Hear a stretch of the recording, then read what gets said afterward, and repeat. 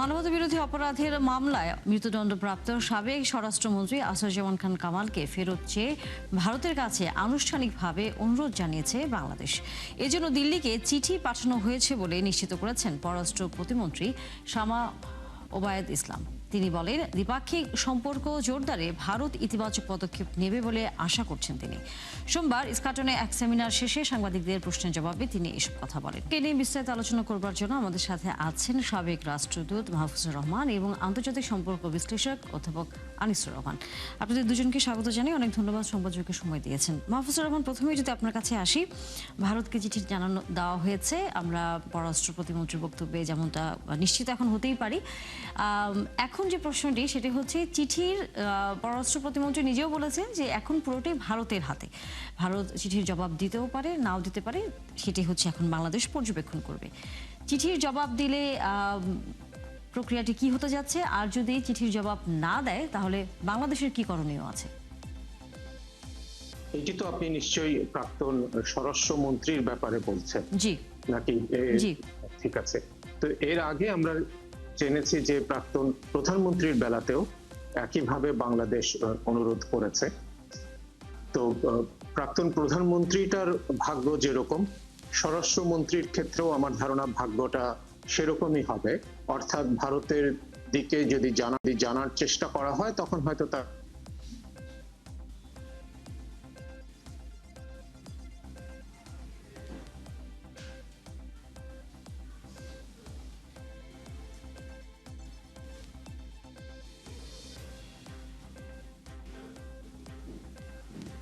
মাহফুজুর রহমান, আপনার সাথে প্রথমে আমরা সংযোগটি আমাদের বিচ্ছিন্ন হয়ে গেছে। অধ্যাপক আনিসুর রহমান, আপনার কাছ থেকে এই প্রশ্নের উত্তরটি যদি আমরা নেই। জি, আপনাকে অসংখ্য ধন্যবাদ। বাংলাদেশ তার একটা অবস্থান পরিষ্কার করেছে, অর্থাৎ বাংলাদেশ সরকার এবং বাংলাদেশের এক্সিস্টিং আইন অনুসারে বাংলাদেশের পররাষ্ট্র মন্ত্রণালয় তার কূটনৈতিক দায়িত্বটা পালন করছে। এখন এই কূটনৈতিক দায়িত্ব পালন করার গ্রাউন্ডটা হচ্ছে বাংলাদেশের সাথে ভারত সরকারের 2013 সালে এই আপনার বন্ধু বিনিময় চুক্তি হয়েছিল, এবং এই চুক্তিটি আপনার 2016 সালে গিয়ে রিনিউ হয়েছে। বেসিক্যালি এই চুক্তিকে আনফোল্ড করা দুইটি রাষ্ট্রের প্রধানতম দায়িত্ব এবং কর্তব্য। এখন দেখার বিষয় হলো যে ভারত তার এই চুক্তিটা, বাংলাদেশের সাথে যে বন্ধু বিনিময় চুক্তি রয়েছে, সেটাকে কিভাবে ভারত আনফোল্ড করবে, সেটা একটা ফ্যাক্টর। আরেকটা ফ্যাক্টর হচ্ছে আপনার রাজনৈতিক একটা বিষয়, সেটা হলো বাংলাদেশের বর্তমান সরকারের সাথে ভারত সরকারের কি ধরনের কূটনৈতিক এবং রাজনৈতিক বা অন্যান্য দ্বিপাক্ষিক সম্পর্ক রয়েছে, যেই সম্পর্কের উপর ভিত্তি করবে যে আপনার এই বন্ধি প্রক্রিয়াটা কেমন হবে। অর্থাৎ বাংলাদেশ সরকারের সাথে যদি ভারত সরকারের সুসম্পর্ক থাকে এবং পররাষ্ট্র নীতির ক্ষেত্রে যদি দুইটি রাষ্ট্র একটি জায়গায় আসতে পারে, তাহলে এই চিঠি প্রদান এবং তার রেসপন্সটা হবে গুড। বাট যদি বাংলাদেশ সরকারকে ভারত সরকার একটি বৈরিপূর্ণ সম্পর্কের মধ্য দিয়ে যায় এবং ভারত সরকার যদি বাংলাদেশ সরকারকে সাপোর্ট না দিতে চায় বা অ্যাসিস্ট্যান্স করতে না চায়, ইন দ্য টাইম এই প্রক্রিয়াটা শুধু চিঠির মধ্যে থাকবে।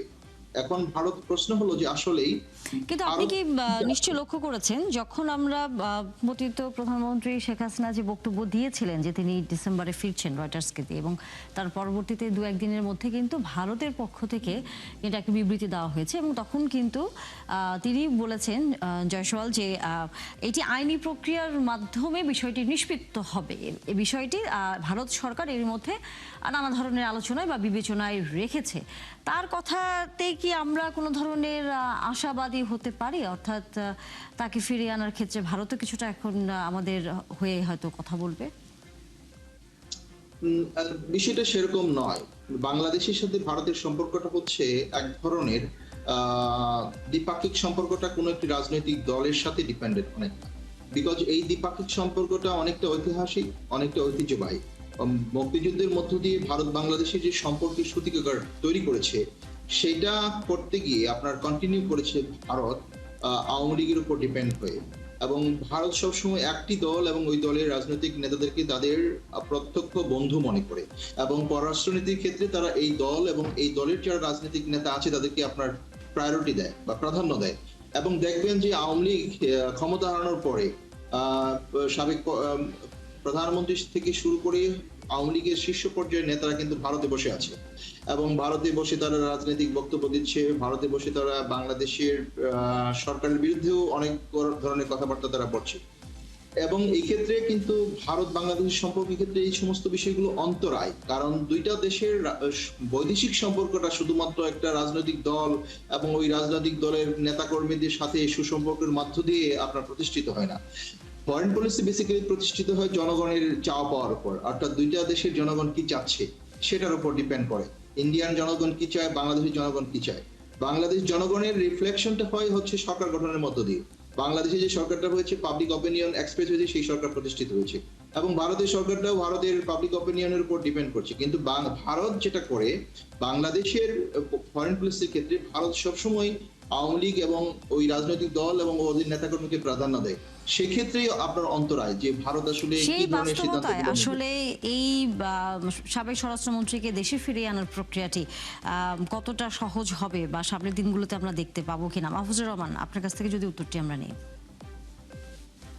আচ্ছা, আমি শুধু একটা কথাই বলতে চাচ্ছিলাম, সেটা টেকনিক্যাল দিক। টেকনিক্যাল দিকটা হলো এরকম যে প্রাক্তন প্রধানমন্ত্রীর বেলায় আমরা জানি যে তিনি ভারতে অবস্থান করছেন, কিন্তু প্রাক্তন স্বরাষ্ট্রমন্ত্রীর বেলায় এটা কিন্তু আমাদের একটা অনুমান, এটা তো কোনো নিশ্চিতভাবে কেউ আমাদেরকে এখন পর্যন্ত বলেনি, এটা একটা অনুমান।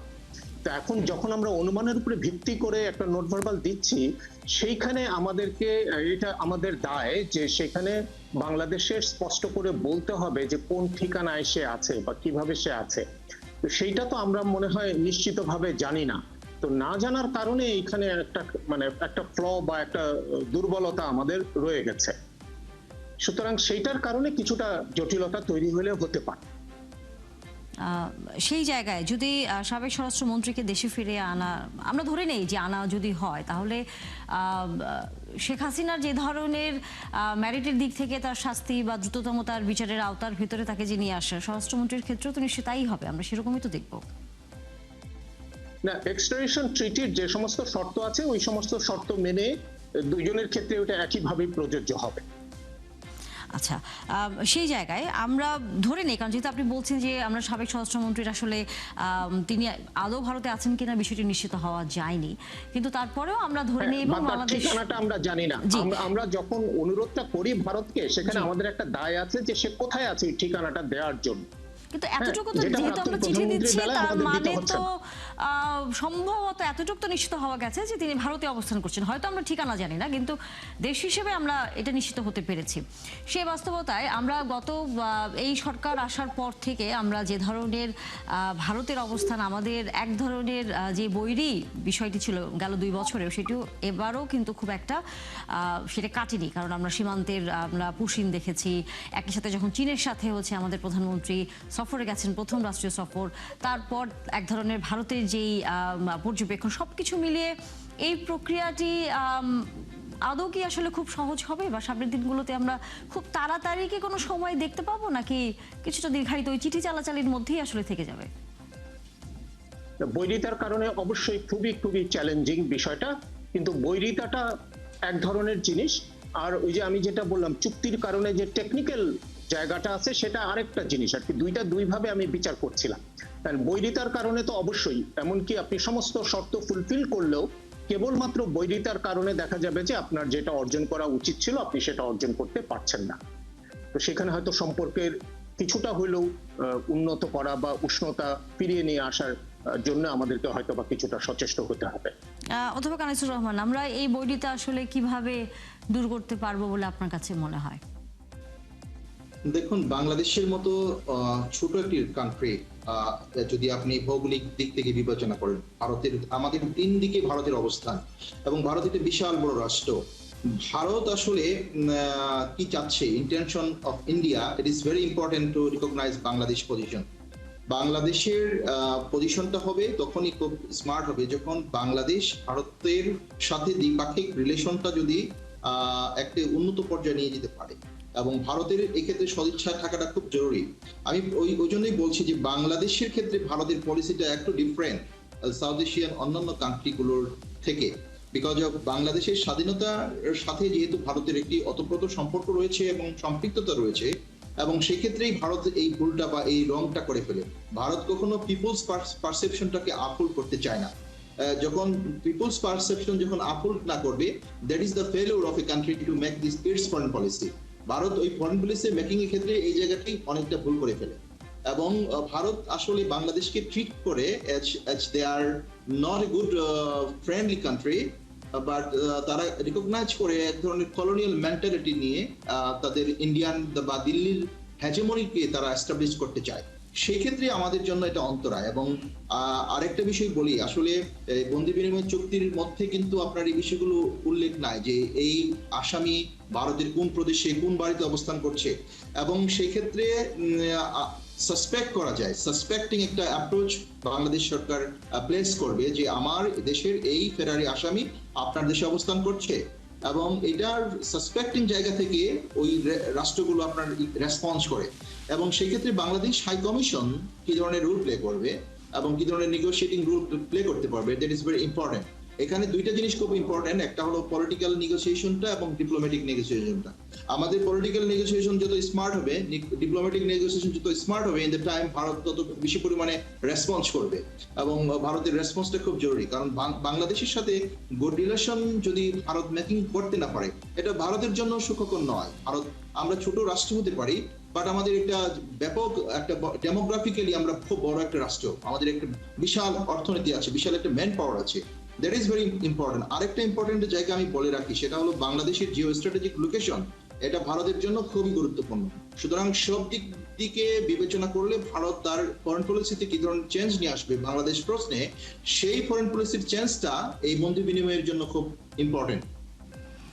আমরা কি সেই জায়গায় ভারতের চিঠির জবাবের অপেক্ষা করব, নাকি আমরা আবারও চিঠি দিব, এবং এটার সময়সীমার ভিতরে কি কোনো ধরনের আসলে বিষয় আছে কিনা, যে কতদিন পর পর আমরা আসলে তাদেরকে এই চিঠিগুলো পাঠাবো? এগুলো ডিপ্লোম্যাটিক নেগোসিয়েশন একটা প্রসেস, এবং এই ক্ষেত্রে বাংলাদেশের পররাষ্ট্র মন্ত্রণালয় এবং বাংলাদেশের হাই কমিশন এগুলো খুব গুরুত্বপূর্ণ ভূমিকা পালন করবে। কারণ হলো এই রাষ্ট্রিক এই ব্যাপারগুলো সাধারণত আপনার পলিটিক্যাল সিদ্ধান্তগুলো আসবে পলিটিক্যাল লিডারদের মাধ্যমে। এই ক্ষেত্রে ধরেন বাংলাদেশের প্রধানমন্ত্রীর স্টেট ভিজিট অফ ইন্ডিয়া, এটাও একটা ইম্পর্টেন্ট। পাশাপাশি হলো বাংলাদেশের ফরেন মিনিস্ট্রি এবং বাংলাদেশের দূতাবাস কি ধরনের পলিসি মেকিং করছে ইন্ডিয়ান পলিসি মেকারদের সাথে, দ্যাট ইজ ভেরি ইম্পর্টেন্ট। রাষ্ট্রদূত ইজ এ ফ্যাক্টর, আপনার high commissioner is a factor, অর্থাৎ তিনি ওই রাষ্ট্রের নতুন সম্ভবত হাই কমিশনার বাংলাদেশ থেকে নিয়োগ হতে দেখেছি, মাহফুজুর রহমান সম্ভবত। না, মানে শোনা যাচ্ছে যে আমাদের যিনি পররাষ্ট্র সচিব মহোদয়, তাকে দিল্লিতে নিয়োগ দেওয়া হবে, এটা শোনা যাচ্ছে। এটা তো একটা প্রসেস, হয়তো একটু সময় লাগবে, তো সেটা হতে পারে। কিন্তু রাষ্ট্রদূতের পরিবর্তনই তো কোনো সমাধান নেই।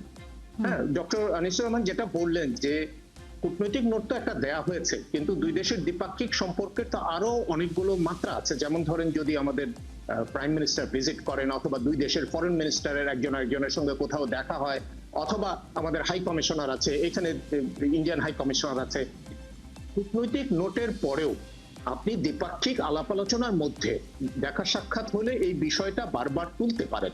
তাহলে যে বাংলাদেশ যে এই বিষয়টার উপরে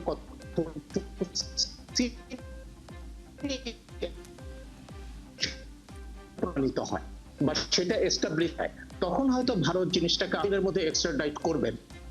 কোন কোন ক্ষেত্রে আমরা শুনেছি যে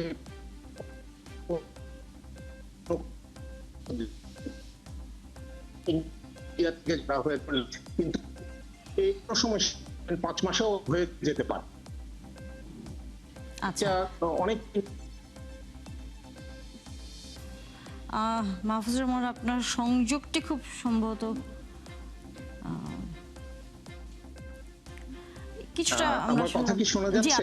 আপনার সংযোগটি কিছুটা আর কি আসলে বারবারই আপনার বক্তব্যের মাঝখানে একটু হয়তো সেটি ব্যাঘাত ঘটাচ্ছে। অথবা কানিসুর রহমান, আমরা একেবারে শেষের দিকে, আমরা এই শুধু সংক্ষেপে বলি। জি,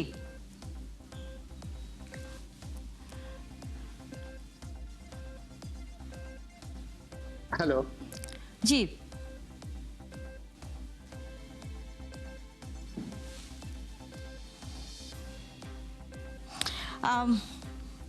অধ্যাপক আনিসুর রহমান, আপনার কাছে আসলে আসে, সেটি হচ্ছে আমরা শেখ হাসিনা এবং একই সাথে আসাদুজ্জামান খান কামালকে ফিরিয়ে আনার বিষয়ে আমরা হচ্ছে সরকারের পক্ষ থেকে উদ্যোগের কথা শুনছি, বা বন্দি বিনিময় চুক্তির মাধ্যমে তাদেরকে ফিরিয়ে আনার বিষয়ে আলোচনা হচ্ছে, কিন্তু আরো অনেকেই তো আছে সেখানে, অন্যান্য আরো হচ্ছে যারা রীতিমতো হচ্ছে আসামি, তাদের বিষয়েও একই সাথে কি চিঠি যাবে নাকি আলাদা আলাদা করে আসলে চিঠি যাওয়ার প্রক্রিয়াটি থাকবে? এটি আসলে রাষ্ট্রীয় সিদ্ধান্ত এবং একটা ডিপ্লোম্যাটিক প্রসেস। আমি যেটা বলেছি সেটা হলো যে বাংলাদেশের সরকার কি ধরনের প্রচেষ্টা নিচ্ছে এবং the intention of the government, এটা আমাদেরকে রিকগনাইজ করতে হবে। গভর্নমেন্ট কি ধরনের ইন্টেনশন অ্যাপ্রোচ করে এবং সেই অ্যাপ্রোচটাকে ইন্ডিয়ান গভর্নমেন্ট কিভাবে ধরনের রেসপন্স করে সেটা আমাদেরকে দেখতে হবে। সুতরাং এখানে আপনার বাংলাদেশের অ্যাকশন এবং Indian response, that is very important. এই দুটি মিলে আসলে এই বিষয়ে কোনো কার্যকর অবস্থা আমরা সামনে দেখতে পাবো। ধন্যবাদ আপনাদের দুজনকে, আবারও নিশ্চয়ই কথা হবে আপনাদের সাথে, সময় দিয়েছেন তার জন্য ধন্যবাদ আবারও। দর্শক, এই ছিল আজকের সংবাদ যোগে। আগামীকাল ঠিক রাত 10টায় আবারও দেখা হবে নতুন কোনো বিষয় ও তার বিস্তারিত নিয়ে। থাকবেন ৭১-এর সাথে।